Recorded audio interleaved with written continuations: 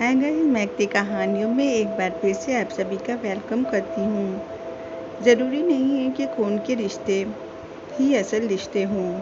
कभी कभी ऐसे रिश्ते मिल जाते हैं जो बहुत ही अनोखे होते हैं। आज मैं ऐसी ही टॉपिक की कहानी लेकर आई हूँ और उम्मीद करती हूँ आप सभी हमारी स्टोरी को पसंद करेंगे। लाइक शेयर कर मेरे चैनल को भी सब्सक्राइब कर लें। नोटिफिकेशन के लिए बेल आइकन को प्रेस कर लें ताकि आगे आने वाली कहानी का नोटिफिकेशन सबसे पहले आपको मिल सके। नीलू, नीलू, उठो, स्कूल नहीं जाना क्या? नीलू 11वीं क्लास में पढ़ रही थी और उसने साइंस ले रखी थी। उसकी माँ घरों में झाड़ू पोछा करके उसे पढ़ा रही थी। नीलू का पूरा नाम नीलम था। उसकी माँ फरजाना और बाप आकिब की वो बहुत ही लाडली बेटी थी। बाप रिक्शा चलाता था। हाई स्कूल तक नीलम के साथ साथ सब कुछ ठीक था, पर वो जब 11वीं क्लास में पहुंची तब सब कुछ बदल गया था। बाप की किसी ने शराब की लत लगा दी थी और वो बेतहाशा पीने लगा था और माँ भी कुछ बीमार सी रहने लगी थी। नीलम के बाप आकिब, जिसका रिक्शा चलाता था, उसके मालिक गुड्डू पहलवान की उस पर बुरी नज़र थी और गुड्डू पहलवान जब देखो उसके घर आ जाता था और फिर उसके बाप और दोनों मिलकर शराब पीते। उसकी माँ फरजाना उसे बाहर उन लोगों के पास जाने ही ना देती थी। आकिब जब भी उसे आवाज़ देता, फरजाना ही बाहर निकलती। नीलम पढ़ाई करके एक डॉक्टर बनना चाहती थी। उसके माँ बाप दोनों का ही सपना था, पर आकिब की जब से शराब की लत पड़ी थी वे बेपरवाह सा हो गया था और न बाप की रिक्शा न चलाने और माँ की तबीयत खराबी की वजह से घर में पैसे की कमी हो गई थी। एक दिन आकिब जब घर आया तो उसके हाथों में 5-5 सौ के बहुत सारे नोट थे। फरजाना ने जब उससे पूछा कि ये सब कहाँ से लाए हैं, तो वो बोला, यह सब हमारी बेटी की नसीब से मिले हैं। आपको बच्चा खाना बनाओ, शाम को यहाँ महफिल जमेगी और हाँ, नीलू को अच्छे से तैयार कर देना। शाम को गुड्डू पहलवान घर आएंगे। तो फरजाना चौंक पड़ी थी। बोली, क्या क्या आपने बेटी का सौदा कर दिया है? अरे सौदा नहीं, सोचो गुड्डू पहलवान के लिए एक बार के लिए हमारी बेटी को दिया है। अच्छा, तो ये सब तो तैयारी कर लो और आगे कोई सवाल मत पूछना तुम मुझसे, वरना मुझसे बुरा कोई ना होगा। उसकी ज़बान लड़खड़ा रही थी। नीलू स्कूल गई हुई थी। जब वो स्कूल से घर वापस आई तो उसकी माँ फरजाना ने उसे कुछ पैसे दिए और बोला, तुम यहाँ से भाग जाओ। शाम के 5 बजे थे क्योंकि नीलू की शाम की क्लासेस हो रही थी। फरजाना का रंग बिल्कुल उड़ा हुआ था। उसने कहा, अभी शाम हो रही है, तुम ऐसा करो, घर के पीछे वाले हिस्से में जाकर छुप जाओ और यहाँ पर जैसी भी आवाज़ें आए तुम बाहर मत निकलना, तुम्हें मेरी कसम। और कल तो सुबह यहाँ से सीधे शहर की ओर निकल जाना। उसने माँ से बहुत पूछा, पर माँ ने उसे कुछ ना बताया। बस इतना कहा, बेटा समझ लो, अब तेरा बाप तेरा ना रहा, वो तेरा बाप शैतान बन चुका है। जाओ बेटा, जल्दी से पीछे जाकर छुप जाओ। और उसे 2 रोटी और सब्जी दी और कहा, तुम मेरे कसम, तुम बाहर मत आना और ये जाकर वहाँ चुपके से खा लेना और वहीं छुपी रहना। काफ़ी अंधेरा हो गया था और वो माँ के कहने की वजह से वहीं छिपी रही। रात के किसी पहर गुड्डू पहलवान और उसके बाप की आवाज़ सुनाई दी। नीलू कहाँ है? वो नीलू नीलू चिल्ला रहा था। नीलू डरी सहमी वहीं छिपी रही। फरजाना की आवाज़ सुनाई दी, मैंने नीलू को यहाँ से भगा दिया। आकिब का जनाटेदार छप्पर जब उसके गाल पर पड़ा तो उसका मन किया कि वो बाहर निकलकर अपनी माँ को बचाए, पर वो वहीं छुपी रही। उसे माँ की कसम याद आ गई। बाप की आवाज़ सुनाई पड़ी, अब इसका खामियाजा तुम्हें भुगतना पड़ेगा। फरजाना चीखती रह गई, पर आकिब ने गुड्डू पहलवान के उसे हवाले कर दिया। फरजाना की दर्दनाक चीख की आवाज़ आई और नीलू बाहर ना निकली, क्योंकि उसे माँ की कसम याद थी। जाने कि इस पहर सन्नाटा सा हो गया था। वो वहीं बैठे बैठे कब सो गई उसे पता ही ना चला। सुबह की हल्की हल्की धूप निकली थी, तब उसकी आँख खुली। वो जल्दी से भाग कर आई। उसका बाप नशे के घर के बाहरी दरवाजे पर सो रहा था। वो जल्दी से कमरे के अंदर आ गई। माँ पलंग पर बेसुध सी पड़ी थी। उसने उसे जगाया। उसने देखा माँ के दूसरे हाथ में कोई शीशी थी। माँ ने शायद जहर पी लिया था। माँ ने आँखें खोलकर उसे देखा और वहाँ से भागने को कहा। फिर उनकी गर्दन एक तरफ लुढ़क गई थी। माँ मर चुकी थी। बाप सो पड़ा था। वो थोड़ी देर रोने के बाद उठी और बस स्टेशन की तरफ निकल पड़ी थी। बस में जाकर बैठी। बस दिल्ली जा रही थी। उसके बगल में एक अधेड़ उम्र के आदमी बैठे थे। बस अभी कुछ दूर ही गई थी कि उस बुजुर्ग आदमी की तबीयत खराब सी होने लगी। उसने बस रुकवाई और उनकी तबीयत के बारे में कंडक्टर को बताया। कंडक्टर ने पूछा कि आप क्या कुछ इनकी लगती हैं?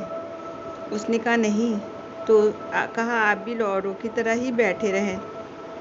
पर वो कहती रही, अगर आप जानते हैं कि यहाँ पे कोई हॉस्पिटल हो तो बस वहीं पर रोक दीजिएगा, मैं इनको दिखा दूँगी। रास्ते में रोड पर ही एक हॉस्पिटल दिखाई देता है, तो वो बस को रुकवाकर उन बुजुर्ग को हॉस्पिटल ले जाती है, जहाँ पर डॉक्टर बताते हैं कि आप बहुत अच्छे टाइम से इन्हें ले आई हैं, क्योंकि इनको अटैक पड़ने ही वाला था। शाम तक हॉस्पिटल में उन्हें रखा गया।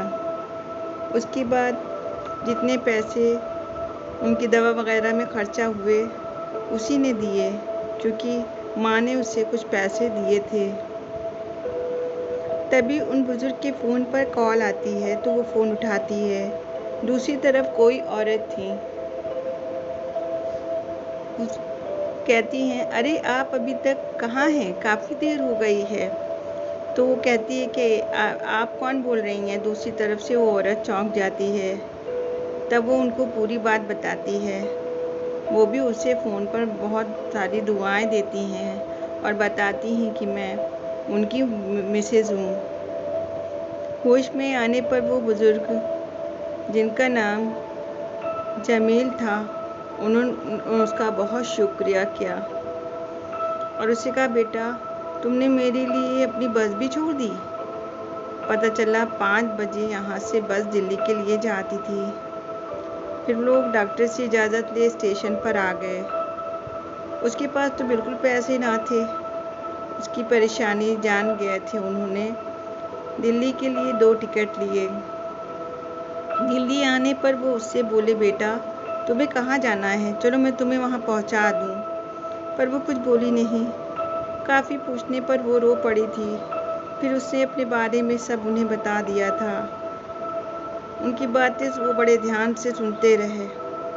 फिर बोले, बेटा तुम्हें शायद हमसे किस्मत ने मिलाया है। हम मियाँ बीवी अकेले ही हैं। हमारी कोई औलाद नहीं है। तुम हमारी बेटी बनकर हमारे घर चलो। वो थोड़ी डर भी रही थी कि एक अनजान आदमी के साथ वो कहजे जाए। फिर वो सोचती रही कि मैं करूं क्या? हो सकता है इनसे मिलाने में अल्लाह की कोई मसलहत हो। फिर वो उनके साथ उनके घर आ गई थी। वहाँ पर उनकी मुलाकात उनकी बीवी से होती है। वो भी उसे देखकर बहुत ही खुश होती हैं। फिर वो उनकी बेटी बनकर उनके साथ रहने लगी थी। उसे वहाँ बहुत ही प्यार मिलता है। उसे लगता ही था कि जैसे वो यहीं इन्हीं लोगों की ही बेटी हो।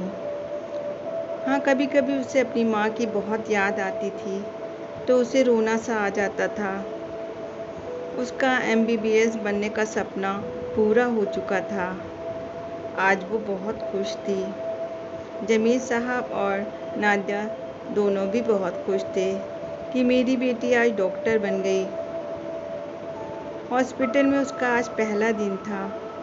माँ बाप से दुआएं ले वो हॉस्पिटल पहुंची। पता चला कि बहुत ही इमरजेंसी केस आया है। एक कैंसर का पेशेंट था और उसकी लास्ट स्टेज थी। पता चला कि उनके साथ कोई ना था। किसी भले आदमी ने उन्हें यहाँ एडमिट करा दिया था। सारे केसों को देखने के बाद जब वो उस पेशेंट के पास पहुंची तो वो चौंक गई थी, क्योंकि उसे वो चेहरा जाना पहचाना सा लगा। उसके मुंह से बेख्तियार निकला अब्बा, तो उन्होंने आंखें खोलकर उसे गौर से देखा और धीरे से बोले, नीलू, तुम मेरी नीलू हो ना? पर नीलू कुछ न बोली। नफरत से उसने मुंह दूसरी तरफ कर लिया था। फिर वो बुजुर्ग बोले, नीलू बेटा, मैं तुम्हारा और तुम्हारी माँ दोनों का ही गुनहगार हूँ, पर यकीन करो उस शराब की लत ने मुझे बर्बाद कर दिया और मेरा हंसता खेलता घर पूरा बर्बाद हो गया। और ये सब उसी गुड्डू मुस्लिम की चाल थी। जब से उसने तुम्हें देखा था तुम्हारे पीछे ही लग गया था, पर तुम्हारे जाने के बाद और तुम्हारी माँ के मरने के बाद उसने मुझे एक कुत्ते की तरह धिक्कार कर भगा दिया। बिटिया, मैंने तुम्हें ढूंढने की बहुत कोशिश की कि मैं अपने गुनाहों की तुमसे माफ़ी मांगूं, पर मैं जानता हूँ कि मेरा गुनाह माफ़ी के काबिल नहीं है।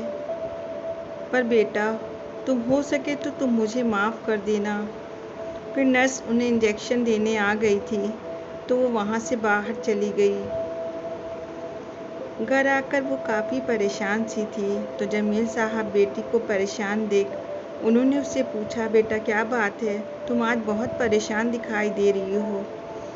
तो उसने उन्हें बताया कि आज मेरे अब्बू मुझे हॉस्पिटल में मिले थे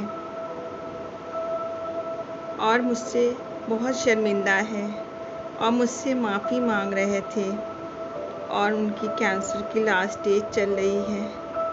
पापा, आप बताएं, क्या उनका गुनाह माफ़ी के काबिल है कि मैं उन्हें माफ़ कर दूं? उन्होंने मेरी माँ को मुझसे छीन लिया। तो जमील साहब ने कहा, बेटी, जब उन्होंने गुनाह किया तो वो अपने होश में नहीं थे। आज जब उन्हें अपनी गलती का एहसास हुआ है तो वो शर्मिंदा हैं। तुम उन्हें माफ़ कर दो। जमील साहब की बातों का उस पर बहुत ही असर हुआ और उसका मन हल्का हो गया था। दूसरे दिन जब वो हॉस्पिटल पहुंची तो पता चला कि उसके अब्बू की डेथ हो गई थी। उसने जाकर देखा तो उसकी आंखें नम हो गई। आखिर उसके बाप थे वो।